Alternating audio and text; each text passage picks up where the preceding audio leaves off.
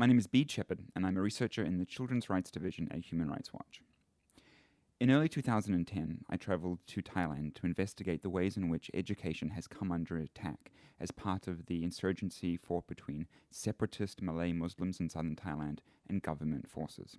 The insurgents, who view the education system as a symbol of Thai Buddhist oppression, have burned and bombed government schools. They've harassed and killed teachers, and they've spread terror among students and their parents. We visited one school in southern Thailand where the school library was still burning on the day that we arrived. A group of about 15 insurgents had broken into the school. They'd doused the library with gasoline. They'd used mattresses that the students used to sleep on in the school's kindergarten to try and accelerate and fuel the fire. We spoke to teachers there who were devastated by the loss of the library in their kindergarten. It was only a few days before school term was about to start again, and they were worried about what they were going to do, where they were going to teach classes. We spoke to children who watched their own schools burning down, and that can be a very traumatic experience for children. Being a teacher in southern Thailand is putting your life on the front lines of this conflict. We met one teacher who was able to survive an attack on him. He started receiving threats from the insurgents who said, as a Muslim, he shouldn't be working at a government school.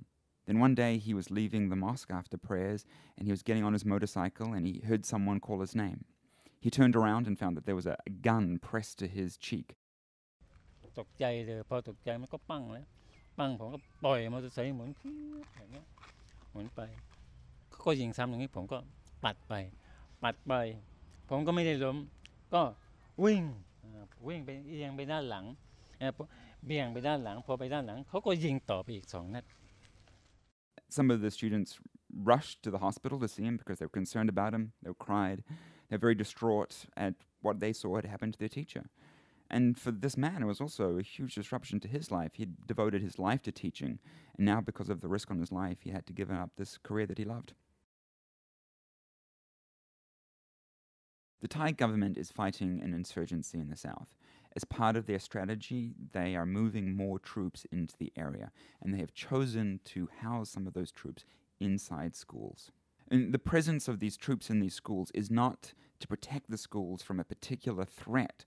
This is about finding easy accommodations to place troops in particular areas where the government wants to have troops around. The presence of the security forces in the schools causes immense disruption to students' lives, and it causes immense disruption to their ability to get a good education. As soon as troops set up in a school, there's an almost immediate exodus of some students out of the school. The students who do remain in these occupied schools are forced to try and continue along their studies alongside armed men who are living and working out of their schools.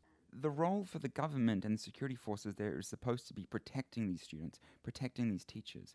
By setting up inside these schools, they're arguably putting some of these students at greater risk of attack.